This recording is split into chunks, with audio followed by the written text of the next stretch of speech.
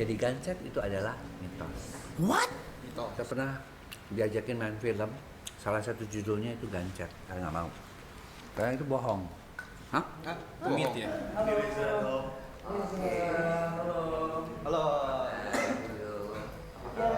Silakan duduk. Semuanya halo. Ini pertama kali ya datang ke stream kayak gini, Iya. pertama kali nih? Pertama kali.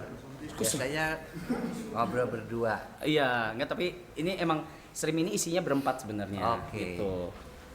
Tapi semuanya langsung di channel aku. Sip. Gitu. Silahkan. Jauh nggak tadi? Agak jauh juga dari jam 6 ya. Oh iya. Setengah 7. Maaf. Nggak apa-apa. Maaf. Emang. Halo semuanya, halo. Dibikin public dong chatnya, thank you. Chatnya dibikin public dong. Gua aja.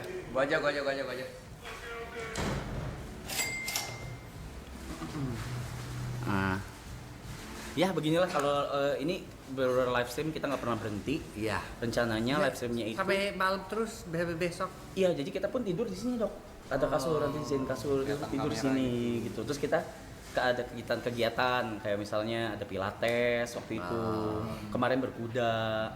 Terus yang undang-undang gestar juga salah satunya dokter, dan terima kasih banget udah mau datang karena nggak semua mau datang karena takut kan kayak ini live streamnya kayak gimana gitu, masih belum tahu gitu. Iya, belum ngerti ya.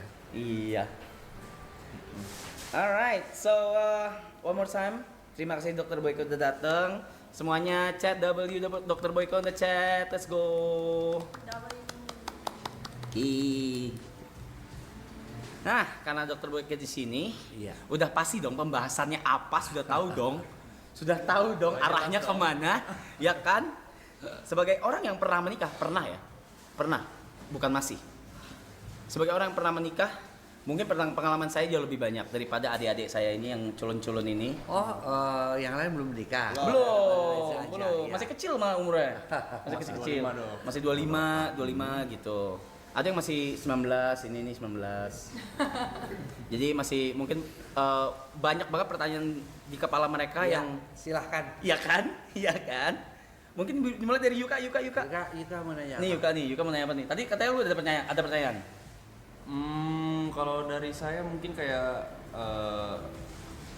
kan pornografi. Kalau saya tentang pornografi Oke. sih. Hah? Tentang Oke. pornografi kan katanya tuh benar-benar mengganggu sel otak ya katanya ya. Iya. Efek jangka panjangnya sama cara menanggulanginya sih kalau lebih. Iya. Apalagi buat anak-anak muda gitu kan. Oke. Tapi emang beneran Berefek. Jadi gini ya, yang namanya pornografi itu kenapa sih kok kalau kita nonton pornografi dilarang-larang orang mata-mata kita, otak-otak kita. Jadi kalau kita mulai suka sekali dengan pornografi itu namanya I love it. kecanduan. Hmm. Kayaknya nggak bisa lepas ya sama yang namanya pornografi itu. I love it. Nah, yang terjadi apa? Yang terjadi itu ketika kita nonton pornografi itu keluarlah hormon, hormon yang menyenangkan, Oh, ya. dopamin. Iya, dopamin, oksitosin, ya itu dia keluar tuh, hormon cinta itu. Oke. Nah, karena dia keluar tuh diguyur kan si otak ini, sehingga kita tuh makin kecanduan lagi gitu. Jadi setelah dia keluar dan merasa nyaman, kita pengen lagi nonton dong, karena dia membuat kita berasa enak. Nah, akhirnya kalau kita tanpa pornografi, kita tuh gelisah, Ngerasa cemas, ya karena ada yang kurang, karena hormon itu tidak ada lagi di tubuh kita. Nah, akibatnya apa? Nonton lagi pornografi dan akhirnya karena terlalu dibanjiri oleh hormon-hormon yang namanya dopamin, oksitosin, antara otak kiri dan otak kanan, ya, antara logika dan juga seni itu akhirnya jembatannya yang namanya lobus frontalis terganggu. Lobus frontalis. Ya. Nah, setelah dia terganggu, apa yang terjadi? Kalau dia terganggu, maka kita tidak bisa memberikan keputusan-keputusan yang hebat. Kemudian juga kita tidak bisa menentukan hidup masa depan kita itu seperti apa. Ya. Ketiga, kita tidak bisa menjadi lebih bijaksana. Nah, kecanduan pornografi, tapi yang lebih ngerikan lagi, kecanduan pornografi itu kan kita ereksi kalau yang Iya. laki-laki. Kemudian kita melakukan onani atau masturbasi. Iya. Nah, akhirnya kita pengen melakukan itu terus-menerus onani. Sementara tubuh kita itu kan juga produksi sperma itu kan 3 hari sekali. Tapi karena kita kepengen, jadi akhirnya tiap hari untuk melakukan onani. Nah, masalahnya adalah selain dia lebih menjadi tadi kurang bisa memberikan keputusan-keputusan, tapi yang kita takutkan itu satu hal.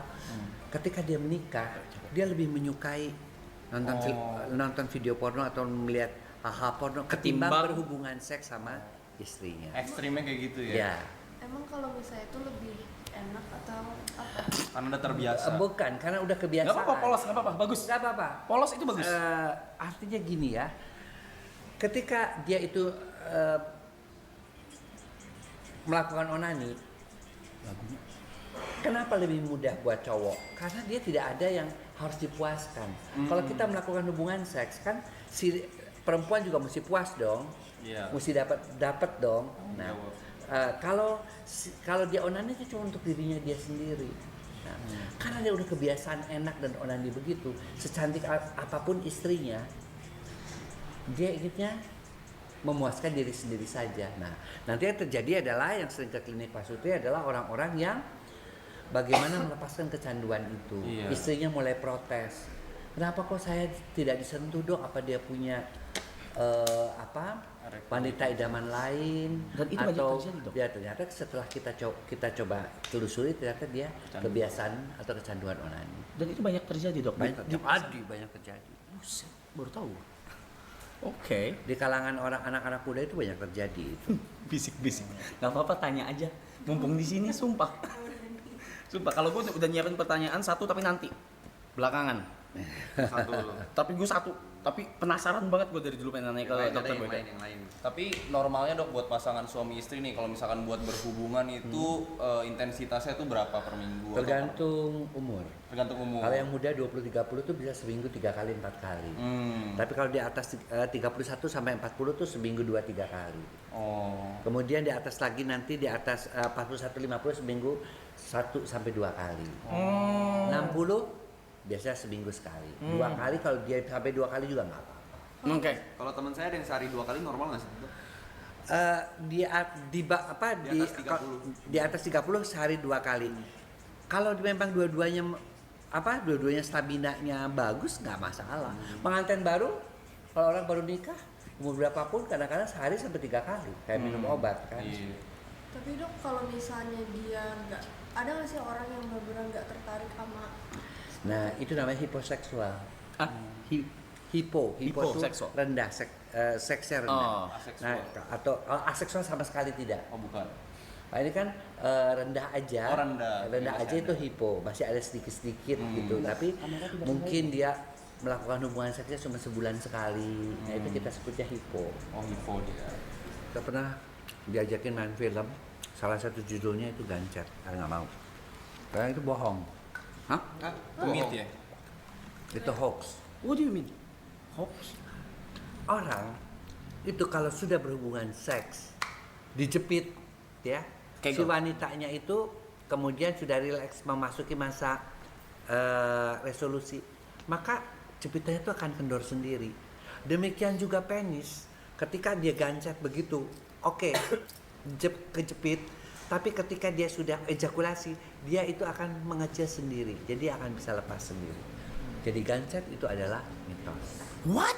Mitos. Dia bilang kalau hubungan seks di kuburan itu biasanya gancet, enggak ada di kuburan. Dulu kan pernah saya diundang kan beberapa film ya yang berkaitan dengan seks, sering saya jadi konsultannya atau apa. Nah dia waktu itu konsultannya mengenai masalah gancet itu. Jadi ceritanya tuh hubungan seks di kuburan sampai akhirnya kepergok sama orang-orang rame-rame, dibawa ditutupin, dibawa ke IGD, kayak bohong, nggak ada. Right. Ada pertanyaan lagi dok dari viewers. Viewers ya. Ini semua dari sini aku bacain. Kalau bintik-bintik kayak jerawat di kelamin itu kenapa dok?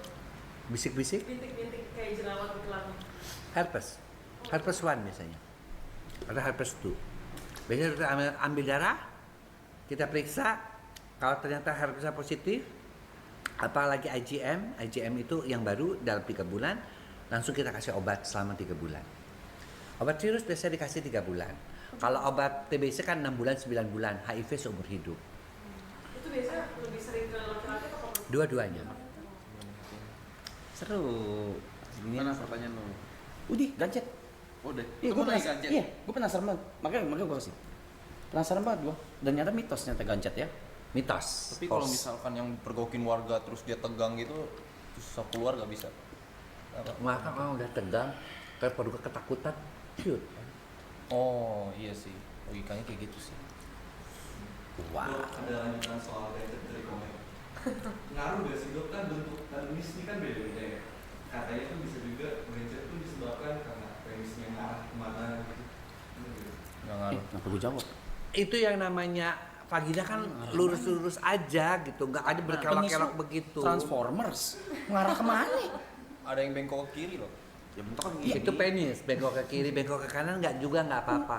Asal tidak terlalu ekstrim, dia bisa tetap memberikan yang namanya kepuasan seksual juga, ejakulasi juga. Orang banyak itu dok, testisnya cuma 1. Nah itu yang disebut undescensus testiculorum. Artinya testis itu tidak turun ke bawah.